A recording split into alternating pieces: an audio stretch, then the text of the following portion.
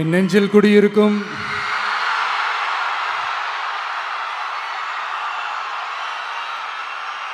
கரூர் சொந்தங்கள், உங்கள் அனைவருக்கும் என்னுடைய வணக்கம்.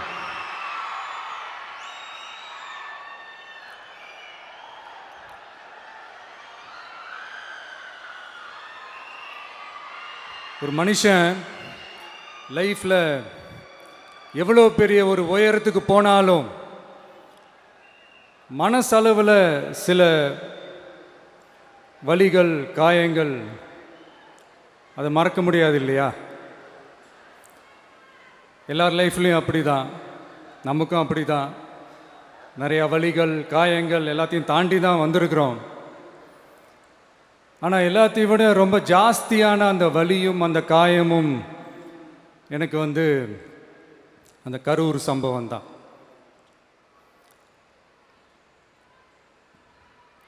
மக்களை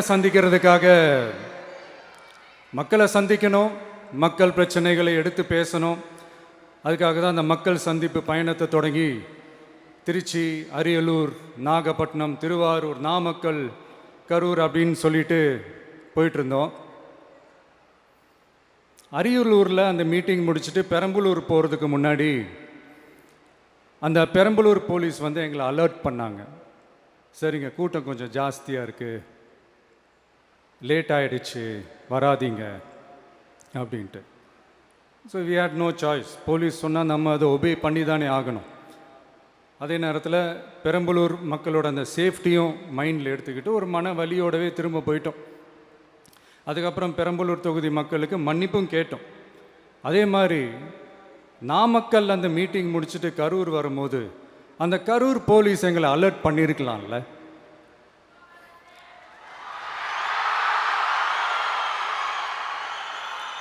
இல்லை சார், இங்கே எதிர்பார்த்ததை விட கொஞ்சம் கூட்டம் அதிகமாக இருக்குது, கண்ட்ரோல் பண்ண முடியல, வராதிங்க. அண்ட் போலீஸ் நினச்சா அவங்க அந்த மீட்டிங்கே கேன்சல் பண்ணலாம். ஏதோ தப்பாக இருக்குது, ஏதோ தப்பாக தோணுது அப்படின்னு நினச்சிட்டாலே they have all the rights to cancel the meeting. எங்ககிட்ட கேட்கணும்லாம் ஒன்றும் அவசியமே கிடையாது. ஆனால் அதையெல்லாம் எதுவுமே செய்யாமல் அந்த ஹைவேல இருந்து அந்த ஸ்பாட்டுக்கு போலீஸே எங்களை உள்ளே கூட்டிகிட்டு வந்து விட்டு அந்த நாடகம்லாம் இருக்கு பாருங்க.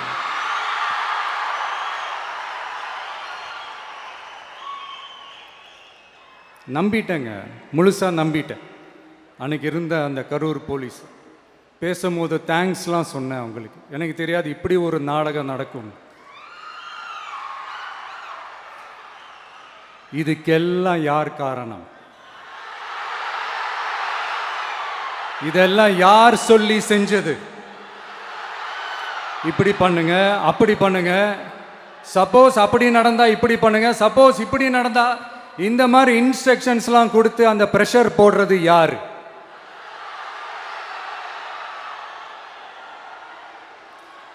அந்த சம்பவத்தில் நம்ம யாரெல்லாம் இழந்திருக்கோம் தெரியுமா?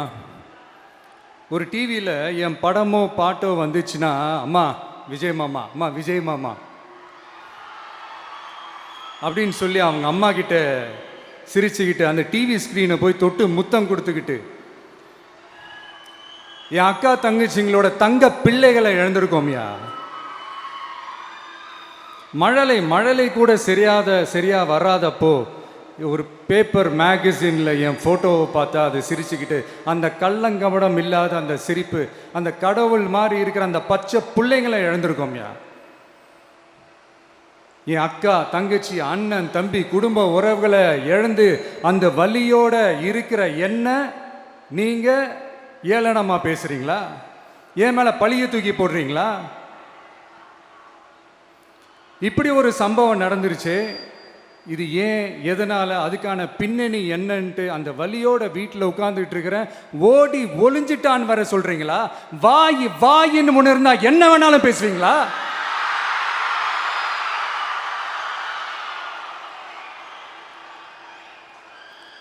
மக்களே, நான் உங்களையே கேட்குறேன். அன்றைக்கி அத்தனை க்ரௌடு இருந்துச்சு, அந்த க்ரௌடுக்கு தகுந்த மாதிரி போலீஸ் பாதுகாப்பு கொடுத்தாங்களா?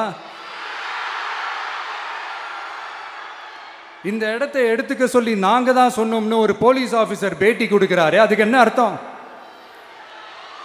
இவ்வளோ வலி, இவ்வளோ காயங்கள் கொடுத்துட்டு பழியை தூக்கி நம்ம மேலே போட்டுட்டு அதில் ஒரு அரசியல் ஆதாயம் தேடுறீங்களேயா? இதில் வாய் கூசாம சட்டசபையில் ஸ்டாலின் சார் நம்ம மேலே திருப்பி விட்டு அங்கே ஒரு அரசியல் செய்கிறாரு. அதுக்கு என்ன அர்த்தம்? நமக்காக வந்திருக்கிற மக்களை காக்க வைக்கிறதுக்கு நான் ஒன்றும் ஆதாயம் தேடுற அரசியல்வாதியெல்லாம் கிடையாது. மக்களுக்காக அரசியலுக்கு வந்தவன் இந்த விஜய். எனக்காக எல்லாமும் கொடுத்த என் மக்களுக்காக எல்லாத்தையும் விட்டுட்டு மக்களுக்காக மட்டுமே அரசியலுக்கு வந்தவன் இந்த விஜய். அவங்களுக்காக நன்றி கடன் செலுத்துறதுக்காக மட்டுமே அரசியலுக்கு வந்தவன் இந்த விஜய். உங்களுக்கு தான் இந்த விஜயை பற்றி நல்லா தெரியுமே. ஆனால் நம்ம எல்லாருக்குமே இத்தனை வலிகள் காயங்கள் கொடுத்தவங்களுக்கு இந்த 2026 தேர்தலில் தக்க பதிலடி கொடுத்துட்டீங்க. ஆனால் அது மட்டுமே பத்தாது மக்களே, அது மட்டுமே பத்தாது. காலகாலத்துக்கும் எழுந்திருக்கவே முடியாத அளவுக்கு நிரந்தரமான ஒரு பதிலடியை நீங்க கொடுத்துக்கிட்டே இருக்கணும்.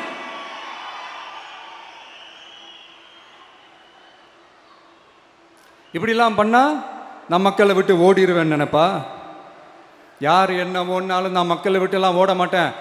அன்னைக்கும் சொன்னேன், இன்னைக்கும் சொல்றேன், நாளைக்கும் சொல்றேன், தில்லா சொல்லுவேன், கெத்தா சொல்லுவேன்.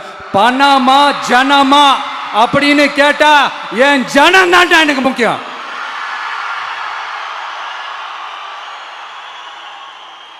மக்களே, உங்களை விட எனக்கு இந்த காசு பணம் முக்கியமா என்ன? இவ்வளோ குறைகள் நம்ம மேலே சொல்கிறாங்களே, இப்போ நான் சொன்ன மாதிரி அவங்களால ஓப்பனாக சொல்ல முடியுமா? அந்த தில்லு இருக்கா, திராணி இருக்கா? ஒரு கிடையாது. ஆனால் நம்ம மக்கள் அமைச்சு கொடுத்த நம்ம அரசை குறைகள் மட்டும் டிசைனா மாடலாக குறைகள் மட்டும் சொல்லுவாங்க. ஒவ்வொரு டிபார்ட்மெண்ட்லேயும் அந்த பார்ட்டி ஃபண்ட், அந்த கட்சி நிதின்ற பேரில் அடிக்கிற கொள்ளையெல்லாம் இந்த தீய சக்தியாக இருக்கட்டும், தீந்து போன சக்தியாக இருக்கட்டும், ரெண்டு பேரும் மாறி மாறி இதே தான் செஞ்சிட்டு இருக்கிறாங்க. இதில் ஒரு ஹைலைட் காமெடி என்னன்னா, சட்டசபையில் பேசும்போது பார்ட்டி ஃபண்டுன்னு தான் சொன்னேன். அது எந்த பார்ட்டி, என்ன ஃபண்டு, யாரு, என்ன பேரு, எதுவுமே சொல்ல. பார்ட்டி ஃபண்டுன்னு சொன்னவனை எடுத்தாங்க பாருங்க ஒரு ஓட்டம். எனக்கே ஃபர்ஸ்ட் புரியல, ஏன்பா ஓடுறாங்க? அப்படி என்ன நம்ம இப்போ சொல்லிவிட்டோம்? அதான் அந்த குற்றமுள்ள நெஞ்சுக்கு தான் குறுகுறேங்கும். இது எப்படி இருக்கு தெரியுமா? எங்க அப்பா பீரோக்குள்ள இல்லை, எங்க அப்பா பீரோக்குள்ள இல்லை அப்படின்னு சொல்ற மாதிரி. ஐயோ, ஏன் கேட்குறீங்க? இவங்களோட செம்ம கூத்தா இருக்குங்க, செம்ம ஃபன்னா இருக்கு. சென்னையில் ஒரு பாலம் கட்டுறதுக்காக நார்மலாக ஆகிற செலவை விட அதிக செலவில், கிட்டத்தட்ட டபுள் மடங்கு செலவில் ஒரு டெண்டர் ஒன்று விட்டுருக்குறாங்க. அதையெல்லாம் தோண்டி எடுத்து அதெல்லாம் இப்போது கண்டுபிடிச்சி கேன்சல் பண்ணியிருக்கிறோம். இன்னும் எத்தனை கோடி ஊழல், எத்தனை லட்சம் கூடல் தோண்ட வருமோ எங்களுக்கே தெரில. ஒவ்வொரு முகமுடியாக கிழியுது. ஐயோ, இந்த விஜய் ஒவ்வொரு கதையாக எடுத்து வெளியில் விட்டுருவான் போலேன்ட்டு திரும்புகிற பக்கம்லாம் கதறல் கதறல் கதறல், காதலேருந்து ரத்தம் வராத குறை. ஆமாம், இப்படி ஊழல்லே ஊறி போனவங்க இப்படி தான் இருப்பாங்க. இந்த 50-55 நாட்களில் அங்கே செஞ்ச சில விஷயங்கள்லாம் சட்டசபையிலே எடுத்து சொன்னேன். பட் இங்கே ஒரு சில விஷயங்கள் சொல்லணும்னு நினைக்கிறேன். இந்த மின்சாரத்துறையில் இதுக்கு முன்னாடி போட முடியாமல் இருந்த அந்த பதவி உயர்வை இப்போ தான் எங்களால் போட முடிஞ்சுது. அதுக்காக ஒரு அக்கா அழுதுகிட்டே ஒரு நன்றி சொன்னாங்களே, அதெல்லாம் உங்கள் கண்ணில் படாது அந்த வீடியோலாம், குறை சொல்கிறவங்களுக்கு. அடுத்து லஞ்சம்லாம் ஒழிக்க முடியாது, ஊழல்லாம் ஒழிக்க முடியாது, அதெல்லாம் பிளட்டிலே ஊறி போய் இருக்கு அப்படின்னு சொன்னவங்க போய் ஒவ்வொரு கவர்மெண்ட் ஆஃபீஸாக பாருங்க, ஒரு பைசா லஞ்சம் இல்லை, ஒரு பைசா ஊழல் இல்லை, வேலையெல்லாம் சும்மா டக்கு டக்கு டக்குன்னு நடக்குது. ஒரு பெரியவர் ஒருத்தர் சொல்றாரு, தம்பி வேலையெல்லாம் நடக்குது, ஆனால் அதையும் தாண்டி எங்களுக்கு மரியாதை கொடுக்குறாங்க தம்பி, உட்கார வச்சுலாம் பேசுகிறாங்க. இதெல்லாம் இதுக்கு முன்னாடி நடந்ததே இல்லை. அவனை போய் பாரு, இவனை போய் பாரு, இந்த ஆஃபீஸரை போய் பாருன்னு சொல்லி அலைய விடுவாங்க. இப்போ லஞ்சம் இல்லை, ஊழல் இல்லை, வேலையெல்லாம் உடனே நடக்குது. மக்கள் அப்படி ஒரு பெருமூச்சு ஒன்று விடுறாங்க. அதை பார்த்து நமக்கு அப்படி ஒரு ஹாப்பினஸ். இதுக்கு மேலே என்ன வேணும்? ஏன் இதெல்லாம் பண்ண முடியாது? மனசுன்னு ஒன்று இருந்தால் பண்ணலாம். இப்போ பண்ணலை. அதே மாதிரி இந்த எல்என்டி நிறுவனத்தோட 18,600 crore-க்கு 3 திட்டங்கள் அந்த ஒப்பந்தம் அந்த கையெழுத்து போட்டிருக்கிறோம். கிட்டத்தட்ட 8,200 பேருக்கு வேலை வாய்ப்பு. நான் சொல்கிறது அந்த 3 மாவட்டத்தை சேர்ந்தவங்களுக்கே அவ்வளோ வேலை வாய்ப்பு. குறுவை சாகுபடிக்காக 134 கோடியில் அந்த சிறப்பு தொகுப்பு திட்டம் அறிவிச்சிருக்கிறோம் நம்ம விவசாயிகளுக்காக. இப்போவும் சொல்கிறேன், நம்ம விவசாய பெருமக்களே, உங்களோட இந்த அரசு கூடவே நிற்கும். பெண்கள் பாதுகாப்புக்காக சிங்கப்பெண் அதிரடி படை, அது உங்களுக்கு நல்லா முன்னாடியே தெரியும். வரப்போகிற அறிஞர் அண்ணா அவர்களுடைய பிறந்த நாளில் உங்கள் அண்ணனுடைய அரசில் தாய் மாமன் தங்க மோதிர திட்டம் அறிவிக்கப்படும். இதெல்லாம் கேட்டாங்களே, வாக்குறுதி கொடுத்தீங்களே, என்னாச்சுன்னு. இந்த தீய சக்தி மாதிரி ரீல் தாய் மாமன்லாம் கிடையாது, ரியல் தாய் மாமன். எப்படி ரியல் தாய் மாமன்.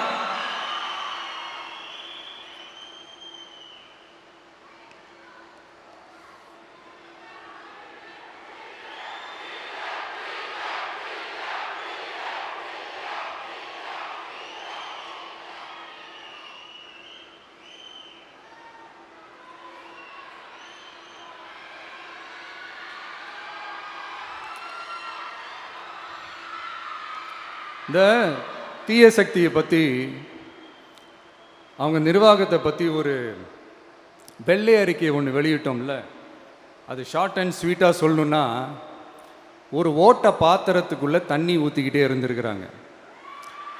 பாத்திரம் எம்டியாகவே இருந்திருக்கு, ஆனால் ஊற்றின தண்ணி தான் எங்கே போச்சுன்னு தெரில.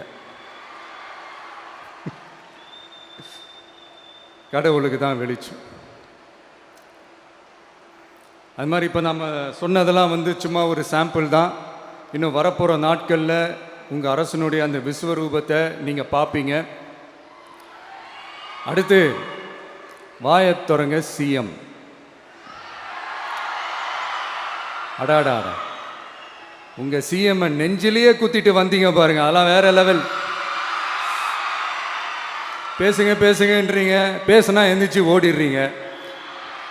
இனிமேல் பேச ஆரம்பிக்கிறதுக்கு முன்னாடி என்ன பண்ணணும் அப்படின்னா, ஒரு நண்பர் ஒருத்தர் சொன்னார், மாண்புமிகு பேரவைத் தலைவர் அவர்களே, எல்லா டோரையும் இழுத்து லாக் பண்ணுங்க அப்படின்னு சொல்லிட்டு தான் பேச்ச ஆரம்பிக்கணும் போல் இருக்கு. ஏன்னா பேசிட்டு இருக்கும் போது எந்திரிச்சு ஓடிடுறாங்க. 5 நிமிஷம் பேசினதுக்கே குளத்தூர்ல கொத்து பரோட்டா போட்டாங்க. இதுக்கு மேலே பேசினா மொத்தமாக முடிஞ்சிடும், பார்த்துக்கங்க. நாம் அரசியல் பேசினா விஜயெல்லாம் அரசியல் பேசலாமா அப்படிங்கிறது. சரிப்பா, நமக்கு எதுக்கு வம்பு, நம்ம பாட்டுக்கு நம்ம வேலையை பார்ப்போம், எதுக்கு அவங்கள பற்றி பேசிக்கிட்டு அப்படின்னு இருந்தால் விஜய்க்கு அரசியலே பேச தெரில அப்படிங்கிறது. இப்படியே மாறி மேகதாது அணையை பற்றி என்ன தெரியும், விஜய் அதை பற்றி பேசலை. இப்படி நம்ம அரசியலுக்கு வந்ததுலேருந்தே ஒரு கூட்டம் குறை மேலே குறையா சொல்லிக்கிட்டு, பாட்டு கச்சேரி எங்களுக்கும் பண்ண தெரியும், பண்ணலாமா? இந்த மேகதாது அணை சம்பந்தமான அந்த வழக்கில் தமிழ்நாட்டோட பெட்டிஷனை சுப்ரீம் கோர்ட் எப்போ ரிஜெக்ட் பண்ணுச்சு? அப்போ யார் ஆட்சியில் இருந்தா? ஏன் ஒழுங்காக வாதாடல? நீங்கள் ஒழுங்காக வாதாடி இருந்தீங்கன்னா அதை ரிஜெக்ட் பண்ணியிருக்க மாட்டாங்கல்ல. ஏன் ஸ்டாலின் சார் வேணும்னே விட்டுட்டாரா? ஏன் இப்படிலாம் கேள்வி கேட்கலாமா? இப்படிலாம் கேள்வி கேட்டால் தான் மேகதாது அணையை பற்றி பேசுனதா அர்த்தமா? ஏன் அந்த ஸ்டேட்டு சிஎம் பேசுகிறாரு, நீங்கள் ஏன் பேசலை அப்படின்னா, நம்ம ஸ்டேட்டோட உரிமையை எங்கே நிலைநிறுத்தணுமோ அதுக்காக வேலை பார்க்குறது மட்டும்தான் முக்கியம். சும்மா சவால் விட்டுக்கிட்டு சீண்டி பார், நான் யார் தெரியுமா, தொட்டு பார், இப்படிலாம் பேசிக்கிட்டு இருந்தால் வேலைக்கு ஆகாது.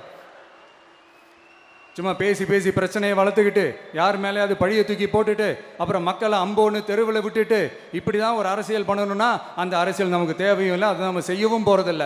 Talk less work more mode தான், அதுதான் நம்ம பாலிசியே. அதனால தான் சட்டசபையில் அந்த அரசினர் தீர்மானம்னு சொல்லி ஒன்று கொண்டு வந்தோம். அது எப்படி டு டேக் இட் ஃபார்வர்ட், எப்படி கொண்டு போகணுமோ அதை சரியாக செய்வோம். சென்ட்ரல் கவர்மெண்ட்லேருந்து அந்த டீலிமிட்டேஷனை திரும்ப கொண்டு வர போகிறதா ஒரு பேச்சு ஒன்று அடிபடுது. யார் என்ன டீலிமிட்டேஷன் கொண்டு வந்தாலும் தமிழ்நாடு அது ஒத்துக்காது. நமக்கான இடத்த யாரும் பறிக்கவும் முடியாது, அது பறிக்கவும் விட மாட்டோம். இப்படி நாம் இருக்கும் போது இந்த தீய சக்தி திமுக எங்கே போய் நிற்குது, யார் கதவை தட்டிக்கிட்டு நிற்குது, அது உங்களுக்கே நல்லா தெரியும். மக்களே, இந்த தீய சக்தியும் தீந்து போன சக்தியும் வேறலாம் இல்லை, கூட்டு களவாணிங்க. சொல்ல முடியுமா அவங்களால? எங்களுக்குள்ள ஒட்டும் இல்லை, உறவும் இல்லை, அறிவிக்க முடியுமா? நிரூபிக்க முடியுமா? இந்த வரப்போகிற இடைத்தேர்தலில் அதை நிரூபித்து காட்டுங்க, அப்புறமா பேசுங்க. மக்களை, என் மனசை விட்டு கரூர் எப்பவும் நீங்கவே நீங்காது. நமக்கு ஏற்பட்ட வேதனையான சம்பவத்தை, நமக்கு எதிராக நடந்த சதியை, சூழ்ச்சியை இனி வர்ற ஜென்ரேஷனும் அவங்களுக்கு தெரியப்படுத்தணும்ல. அதுக்காகவே இனி ஒரு அரசியல் சதியை, அரசியல் சூழ்ச்சியை யாரும் யோசிக்கவே கூடாதுன்றதுக்காகவே கரூரில் ஒரு நினைவு சின்னத்தை நம்ம டிவிகே சார்பாக அமைக்கப்படும் அப்படின்றத அறிவிக்கிறோம். அப்புறம் கரூர்லேருந்து ஒட்டுமொத்த தமிழ்நாட்டு மக்களுக்கும் சொல்கிறேன், உங்கள் டிவிகே அரசு உங்களுக்காகத்தான் உழைக்கும். அடிப்படை வசதிகளை முதல்ல நிறைவேற்றணும். ஒரு பக்கம் நிதி நிலைமையை சரி செஞ்சுக்கிட்டே, இன்னொரு பக்கம் அப்படியே நாம் சொன்னதில் ப்ரையாரிட்டி பார்த்து ஒவ்வொன்றா படிப்படியாக நிறைவேற்ற ட்ரை பண்ணுவோம். இது எப்பவும் உங்களுக்கான அரசாக தான் இருக்கும். இந்த விஜய் உங்கள் விஜயாக தான் இருப்பான். நீங்கள் உரிமையோட உங்கள் கவர்மெண்ட்டை நீங்கள் அணுகலாம். இந்த தீயசக்தி ஆட்சி முடிஞ்சு பொட்டிக்குள்ளே போனதுலேருந்து என்னென்னமோ பண்ணுறாங்க, இது ஏதோ பேசுகிறாங்க. சோஃபாங்கிறாங்க, வாஷிங் மிஷினுங்கிறாங்க. இந்த அரசியல் வியாபாரம் பண்ணுறதுக்கான அந்த வெண்டிங் மெஷினே அவங்க தான். யார்? இந்த திமுக. இதில் நம்மளை பார்த்து வாஷிங் மிஷினுங்கிறாங்க. எலெக்ஷனில் ஓட்டுக்கு காசு கொடுக்குற அந்த கலாச்சாரத்தையே, அந்த கல்ச்சரை அடித்து நொறுக்கி இருக்கிறோம். எலெக்ஷன்லேயே அப்படி வேலை பார்த்த நமக்கு எதுக்கு இந்த குதிரை, கழுதை, ஒட்டக பேரெல்லாம்? மக்களின் பக்கம் அப்படி இருக்கும்போது நமக்கு எதுக்கு இந்த பேரெல்லாம்? இந்த திருட்டு திமுக ஆட்சியை வச்சுக்கிட்டு ஊரடிச்சு ஒலையில போட்டு இந்த கொள்ளையை அடிச்சதுனால தான் உங்க கரூர் கம்பெனி ஓனர் ஒருத்தர் எங்க எங்க இருக்காருன்னே தெரியாம ஓடு ஓடு ஓடு ஓடு ஓடு ஓடு ஓடு ஓடு வராம் பாரு வேட்டக்காரன் ஓடினே இருக்கிறாரு. இன்னொருத்தர் ஃபாரின்ல போய் ஒளிஞ்சுக்கிட்டார். ஃபாரின் ஸ்டாலின் சார்ன்னு நினச்சிட போறீங்க. அவர் இல்லை. எனக்கு எப்பவுமே ஸ்டாலின் சார் மேல ஒரு தனி பாசம் ஒன்று உண்டு. அவர் கிடையாது, இவர் வேற. சிங்கப்பூருக்கு செக்கப்புக்கு போனார்ல அவரு.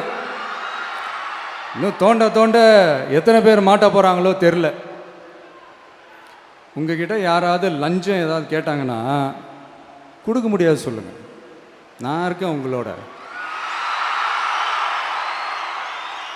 அப்படியே யாராவது ஃபோர்ஸ் பண்ணாங்கன்னா இது எங்க மகன், எங்க புள்ள, எங்க அண்ணன், எங்க தம்பி, எங்க விஜய், எங்க விஜயோட ஆட்சின்னு ஸ்ட்ராங்கா சொல்லுங்க.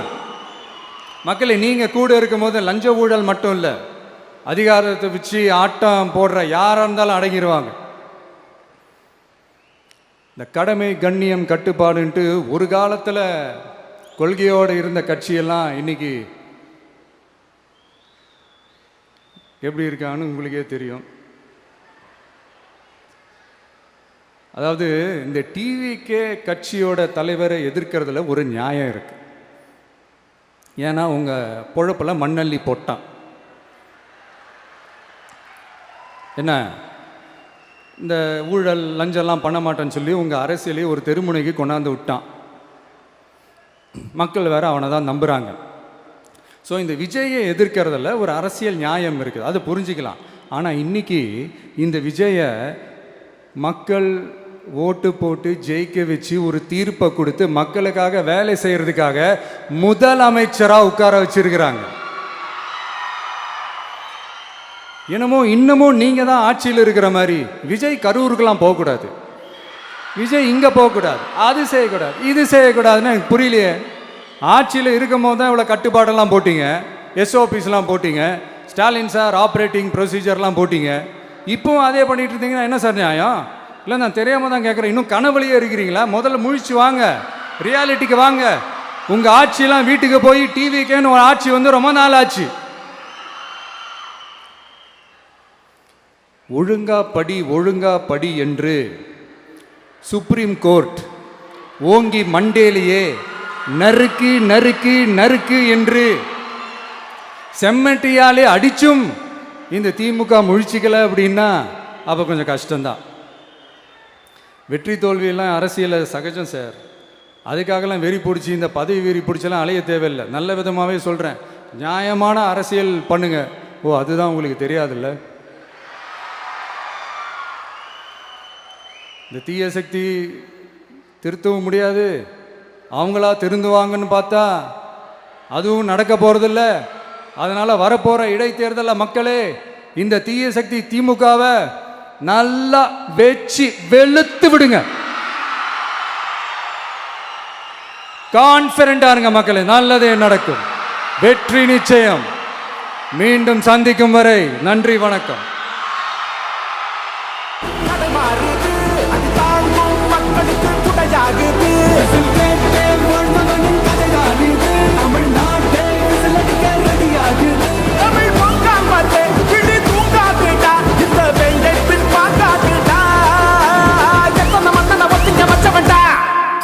நான் தன்னந்தனியாளு, நீயாள நம்ம பாரு. கொஞ்சம் நவந்தானா இங்க எட்டு கோடி பேரு.